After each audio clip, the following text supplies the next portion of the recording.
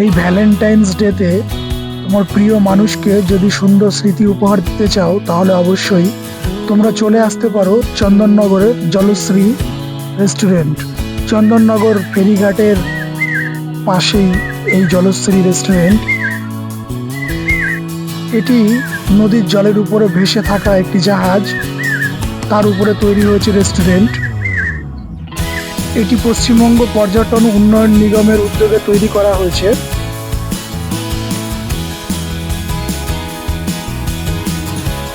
নদী পর্যটন কেন্দ্রকে উন্নত করার জন্যই এই জলশ্রী রেস্টুরেন্ট তৈরি করা হয়েছে। চন্দননগরের রোমান্টিক আর সবথেকে জনপ্রিয় রেস্টুরেন্ট হচ্ছে এই জলশ্রী রেস্টুরেন্ট।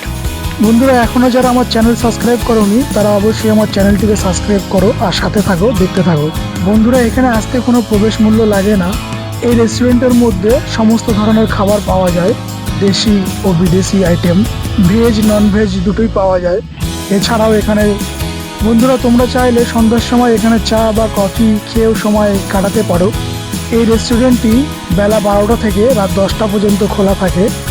নদীর বুকে ভাসমান রেস্টুরেন্ট, ঢুকলেই মনে হয় যেন আমরা একটি ক্রুজে চলে এসেছি। জানালাতে বড় কাঁচ লাগানো, যা দিয়ে বাইরের দৃশ্য দেখতে খুবই সুন্দর লাগে। হালকা বাতাস আর ঢেউয়ের শব্দ সব মিলিয়ে একদম রোমান্টিক পরিবেশ। কাপল, ফ্যামিলি বা ফ্রেন্ডস সবার জন্য পারফেক্ট জায়গা। বন্ধুরা, ভিতরে ঢুকলে মনে হবে যে কোনো 5 স্টার হোটেলে আমরা চলে এসেছি।